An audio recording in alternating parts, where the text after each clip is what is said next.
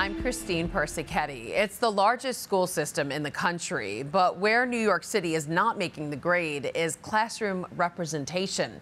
A new report shows some of the city's most elite specialized high schools are lacking diversity, but the Diocese of Brooklyn is bucking that trend. Currents News' Jessica Easthope has the story from Fresh Meadows.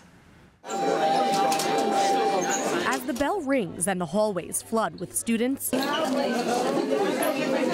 it's clear that St. Francis Prep is educating a diverse population. My old school, it was very small and it was more of a one type of person. But here, there's no such thing. For junior Ayana Singh, who's looking to pursue medicine, it was Prep's 19 ethnic clubs that showed her just how open her school was to welcoming different walks of life. So for example, I'm Guyanese and Trinidadian, but I could join Korean club. I think it gives people so many chances and opportunities that really can expand their knowledge. St. Francis Prep is 27% Latino, 39% white, 16% black, and 18% Asian.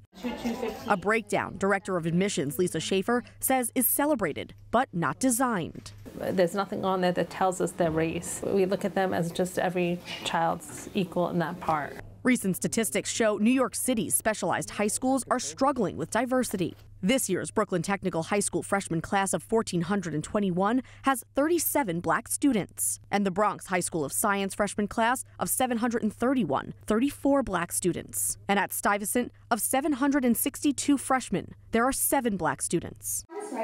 Junior soccer player Charlie Vallone has his sights set on UPenn. He says not only has his prep education readied him for college, the environment has reinforced his Catholic faith. Through our faith, we know to love our neighbor as ourselves, and St. Francis Prep really teaches you that. I mean, in their Franciscan ways and the Franciscan values, I mean, love everyone like a brother. As for senior Peyton Buchanan, who's hoping to continue his academics at Harvard or Yale, prep has been a challenge. He can go into college saying he's learned from his teachers and his friends. I don't have 2 friend groups that are the same. In Fresh Meadows, Jessica Easthope, Currents News. If you're interested in sending your children to Catholic school, just visit catholicschoolsbq.org or call 718-965-7380 for more information. Developing news now, a statue of Mary was desecrated overnight Tuesday. This more than century-old statue of the Blessed Mother at St. Andrew Avellino Church in Flushing, Queens is now missing a right hand and has a damaged left one.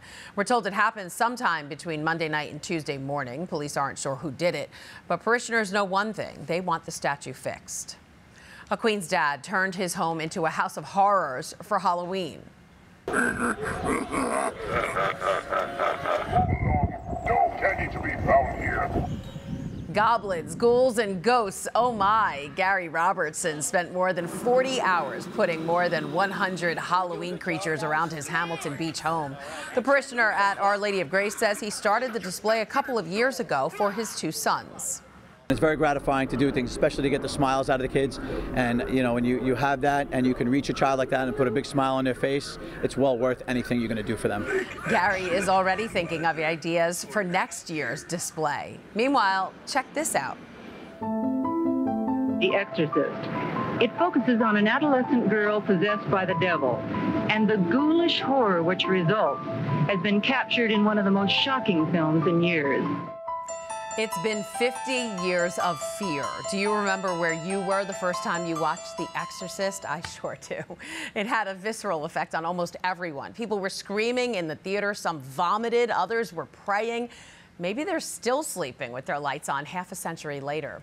One practicing Catholic is looking back on the legacy in a documentary titled Fear and Love in Georgetown, 50 Years of The Exorcist. John Larkin, the producer, director, and editor, joins us now. Hi, John. Thanks for being here. Oh, thank you, Christine. Thank you. So talk about how your faith played a role in wanting to make this documentary. Yeah, it's interesting.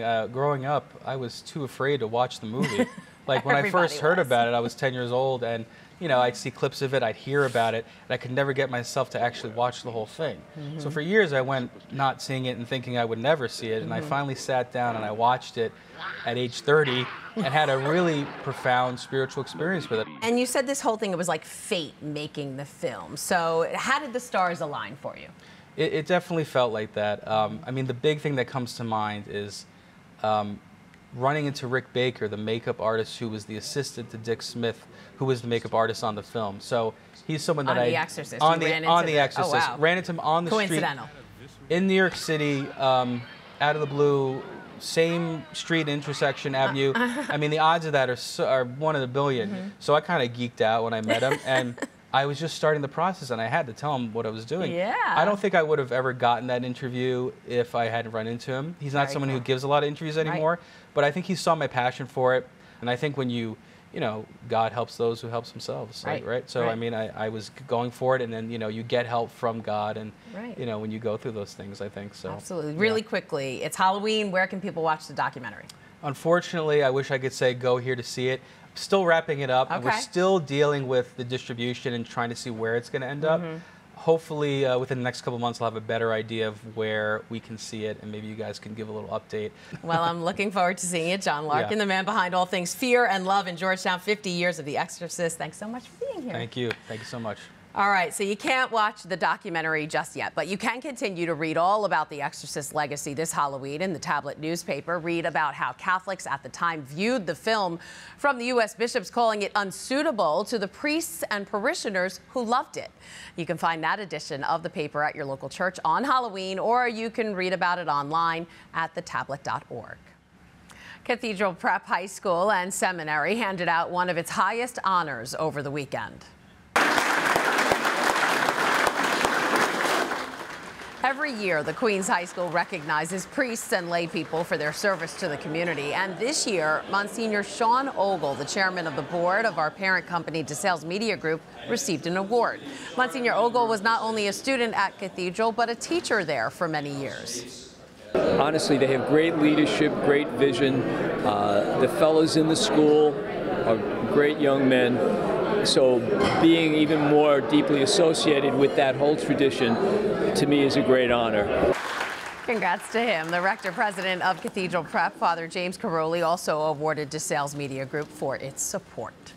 And that is this Currents News Update. I'm Christine Persichetti. Thank you for joining us, because we are putting your faith in the news. Hope to see you again next time.